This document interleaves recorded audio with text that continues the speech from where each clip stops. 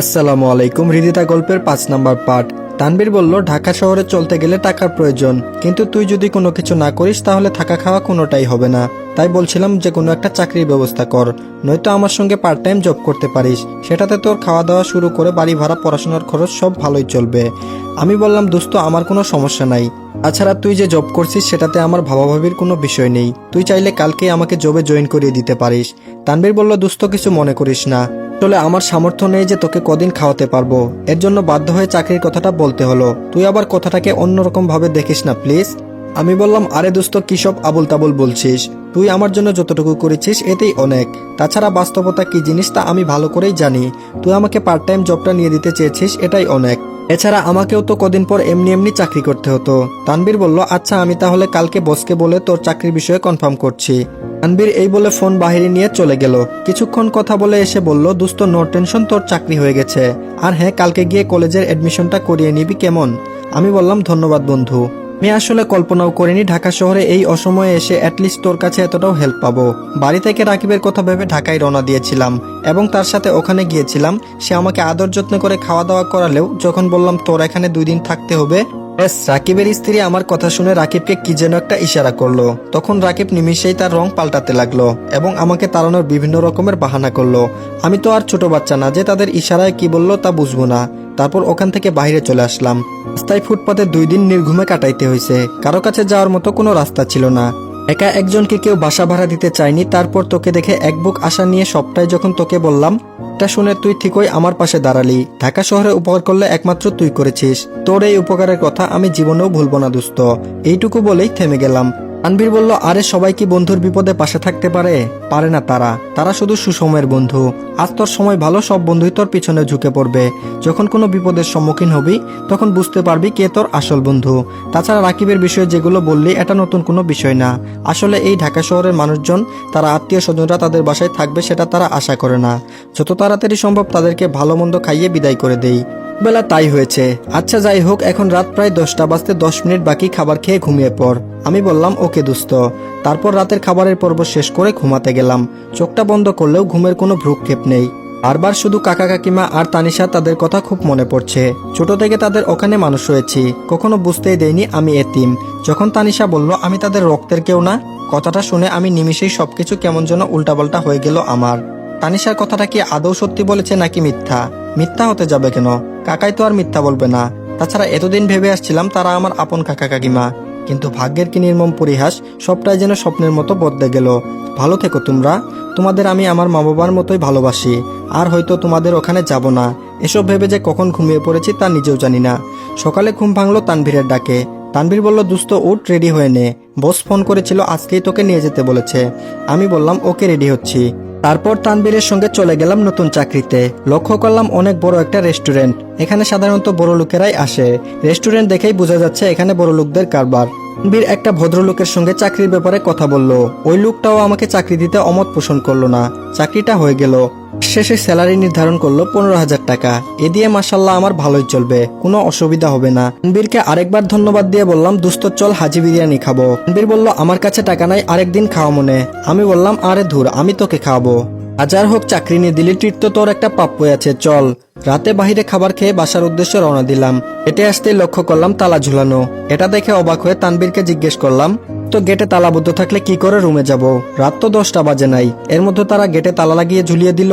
তানভীর বলল, এই বাড়িওয়ালার মেয়ে আরোহী ইচ্ছা করে রাত 9টার সময় গেটের তালা লাগিয়ে দেয়। মেয়েটা বদমেজাজি প্লাস মিসকা শয়তানি। দোস্ত টেনশন করিস না, আঙ্কেলকে ফোন দিয়ে জানিয়ে দিচ্ছি। এই বলে তানভীর বাড়িওয়ালা আঙ্কেলের কাছে ফোন করে জানিয়ে দিল।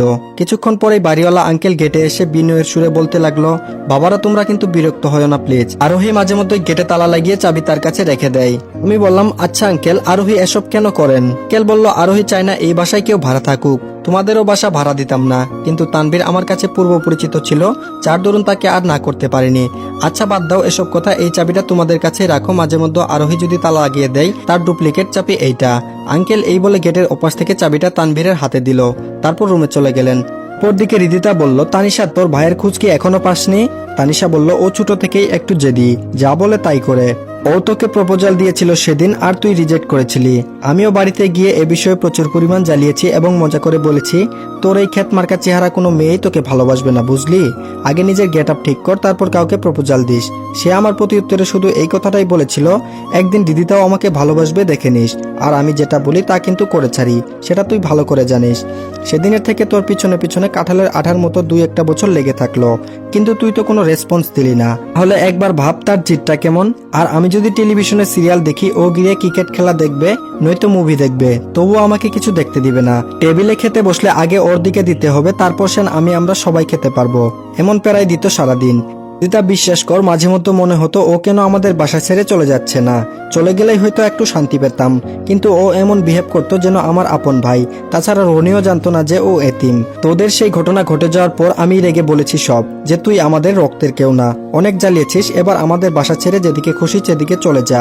ও তাই করলো, আমাদের ছেড়ে চলে গেল ঠিকই, কিন্তু তার সব মেমোরিজ গুলো আমাদেরকে এখন এমন কষ্ট দিচ্ছে সেটা তোকে বলে বোঝাতে পারবো না। এই বলে তানিশা চোখের পানি মুছে নিল। তানিশার কথা শুনে হৃদিতার যেন হৃদয়ে রক্তক্ষরণ হতে লাগলো। তার জন্য তো এসব ঘটেছে, এসব ভেবে হৃদিতা নিজেই অনুতপ্ত হচ্ছে। তারপর নিজেকে সামলে নিয়ে বলতে লাগলো, তাহলে কি তোর ভাই গ্রামে আসবে না আর? তানিশা বলল, আর মনে হয় আসবে না। হৃদিতা কথাটা শোনা মাত্রই তার যেন নিমিষেই সব আশা শেষ হয়ে গেল। হৃদিতা মনে মনে তাকে নিয়ে ভালোবাসার বীজ বপন করেছিল ঠিকই, কিন্তু তানিশার কথাতে সেটা নিমিষেই ভেঙে চুরমার হয়ে গেল। তারপরও কেন জানি তার অপেক্ষায় থাকবে হৃদিতা। মনে মনে এই সিদ্ধান্তে উপনীত হলো। এভাবে তাদের দিন কাটতে লাগলো। কথায় আছে না, দাঁত থাকলে কেউ দাঁতের মূল্য বুঝে না, তেমনি রনি চলে যাওয়াতে হৃদিতার ভালোবাসা একটু বেশিই বেড়ে চলেছে। এদিকে হুট করেই শফিক সাহেব তার স্ত্রীকে উদ্দেশ্য করে বলল, এই হৃদিতার মা, একটা খুশির খবর আছে। শফিক সাহেবের স্ত্রী বলল, কি বলো? শফিক সাহেব বলল, রেহেনা আফা আমাদের হৃদিতা মামুনিকে পছন্দ করেছে, বিয়ের কথাও বলেছেন। হৃদিতার মা বলল, ও তার মানে রেহেনা আপার ছেলে নিলয়ের সঙ্গে আমার মেয়ে হৃদিতার মামুনির বিয়ের কথা উঠেছে? শফিক সাহেব বলল, হ্যাঁ, আমি বাজারে যাচ্ছিলাম, হঠাৎ রেহেনা আফা আমাকে ডেকে বাসায় নিয়ে গেল এবং খাবার পর্ব শেষ করে বলল, হৃদিতা মামুনিকে নাকি রেহেনা আফার পছন্দ হয়েছে, তাই হৃদিতা মামুনিকে নিলয়ের বউ করে নিয়ে যেতে চাই। রেহেনা আফার কথা শুনে তার প্রত্যুত্তরে আমি শান্ত গলায় বললাম, আফা আমি আগে আমার মেয়েটার মত শুনি, তারপর আপনাদের জানাচ্ছি। এই বলে তাদের বাসা ত্যাগ করে বাসায় আসলাম। এখন বলো, নিলয়ের সঙ্গে আমাদের হৃদিতা মামুনিকে কেমন মানাবে? হৃদিতার মা বলল, নিলয় তো দেখতে শুনতে ভালো, কিন্তু তার আগে হৃদিতাকেও জানাও সে কি মত দেয়। শফিক সাহেব বলল, হ্যাঁ ভালো একটা কথা বলেছ, আগে হৃদিতাকে বলতে হবে। শফিক সাহেব তার স্ত্রী পারবিনার সঙ্গে এসব কথা আলোচনা করছে, এর মধ্যে হৃদিতা কলেজ থেকে ফিরল, কিন্তু মুখ ভার করে। শফিক সাহেব তার মেয়ের মুখটা দেখে বলে উঠল, হৃদিতা? হৃদিতা বলল, জি আব্বু বলো। শফিক সাহেব বলল, মা আমরা একটা সিদ্ধান্ত নিতে যাচ্ছি, কিন্তু এখানে তোমার মত লাগবে, তাই তাহলে আমরা এগুলো বিষয়ে এগোতে পারবো। হৃদিতা বলল, আব্বু কি সিদ্ধান্ত নিয়েছ? শফিক সাহেব একটু হেসে বলে উঠল, সিদ্ধান্তটা হচ্ছে আমাদের হৃদিতা মামুনি তো এখন অনেক বড় হয়েছে, তার জন্য বিয়ের সম্বন্ধ আসছে, আর এখন তাকে বিয়ে দিয়ে আমাদের বাসা থেকে বিদায় দিতে যাচ্ছি। শফিক সাহেব কথাটি হেসে খেলে বললেও হৃদিতার মনে ইতিমধ্যে তুলপাড় শুরু হয়ে গেছে। এমনিতেই কলেজে তানিশার কথা শুনে হৃদিতার মন খারাপ হয়ে আছে, এর মধ্যে আবার তার বাবা এসব বলছে। হৃদিতা নিজেকে সামলে নিয়ে তার বাবাকে বলল, আব্বু যদি তুমি জোর করে কাউকে কারো কাছে বিয়ে দিয়ে দাও তাহলে তোমার মেয়েকে হারাবে, এইটুকু মনে রেখো। হৃদিতা এই বলে তার রুমে চলে গেল। শফিক সাহেব তার মেয়ের কথাগুলো শুনে থতমত খেয়ে পারভিন বেগমকে জিজ্ঞেস করলো, এই তোমার মেয়ের কি হয়েছে বলো তো? আমি শুধু বিয়ের ব্যাপারে একটু বললাম আর এতেই নাকি মেয়ে হারাবো, এটা কেমন কথা? হ্যাঁ, পারভিন বেগম বলল, আমার মনে হয় হৃদিতা কাউকে পছন্দ করে, এর জন্য বিয়ের কথা শুনেই রিয়াক্ট করতে শুরু করেছে। শফিক সাহেব কিছুটা চিন্তা নিয়ে বলল, হ্যাঁ সেটাই হবে হয়তো। অপরদিকে তানবীরের নতুন চাকরির সুবিধার জন্য তাকে অন্য জায়গায় চলে যেতে হচ্ছে। তানবীর বেগে সবকিছু গুছগাছ করে নিচ্ছে, সেটা দেখে রনি বলে উঠল, আরে দোস্ত সবকিছু এভাবে গুছগাছ করে নিচ্ছিস কেন? তানবীর বলল, দোস্ত আমার চাকরিটা হয়ে গেছে, তোকে কিছুদিন আগে যে চাকরির কথাটা বলেছিলাম সেই চাকরিটাই হয়ে গেছে, এখন সেখানেই যেতে হবে। আমি বললাম, সেখানে মানে কোথায় যাচ্ছিস? তানবীর বলল, চিটাগাং। দোস্ত আঙ্কেলকে তোর কথা বলছি, তুই এখানেই থাকতে পারবি। আমি নিশ্চুপ হয়ে দাঁড়িয়ে রইলাম। তারপর তানবীর বলল, আরে বন্ধু মন খারাপ করিস না, চাকরির জন্যই তো যেতে হচ্ছে, তবে মাঝে মধ্যে তোর সঙ্গে ঢাকায় এসে দেখা করব। এখন আমাকে বাস স্টেশনে এগিয়ে দে। মনটা নিমিষেই খারাপ হয়ে গেল। ঢাকা শহরে একটা মাত্রই বন্ধু পেয়েছিলাম, আজ সেও চাকরির জন্য ছেড়ে চলে যাচ্ছে। যার সঙ্গে সবকিছু শেয়ার করতাম, আজ থেকে সেটা আর হবে না। এসব ভাবতেই তানভীর কাঁধে হাত রেখে বলে উঠল, কিরে দোস্ত যাবি না? আমার কিন্তু দেরি হয়ে যাচ্ছে। আমি বললাম, হ্যাঁ হ্যাঁ চল। এই বলে তানভীরকে বাস স্টেশনে নিয়ে গেলাম। তানভীরকে নতুন বাসে তুলে দিয়ে আসলাম। পিছন দিকে তাকিয়ে তানভীর বলে উঠল, দোস্ত ভালো থাকিস আর মাঝে মধ্যে ফোন দিস, ভুলে যাস না কিন্তু। আমি বললাম, না রে দোস্ত, তোকে ভুলবো না, তুইও ভালো থাকিস। এসব কথা শেষ করতে করতে গাড়ি স্টার্ট দিল। তারপর তানভীরকে বিদায় দিয়ে বাসায় আসলাম। আরোহী দরজার সামনে দাঁড়িয়ে থেকে বলতে লাগলো, তোর বন্ধু চলে গেল, তাহলে তুইও কেন বাসায় আটকে গেলি? তুইও চলে যেতি তোর বন্ধুর সঙ্গে। আরোহীর এমন কথার ধারা শুনে মনটা চাচ্ছে যে তার গালে কষে একটা থাপ্পড় মেরে দেই। কথায় আছে না, সব চাওয়া পাওয়া পূরণ হয় না, সেটা ভেবেই নিজের রাগ কন্ট্রোল করলাম। তারপর কোনো কিছু না বলে রুমে এক পা সামনে বাড়াবো, এমন সময় আরোহী পিছন দিক থেকে এমন একটা কথা বলল, শুনে নিজের রাগকে কন্ট্রোল করতে পারলাম না। আরোহীকে দেয়ালের সঙ্গে চেপে ধরে বললাম,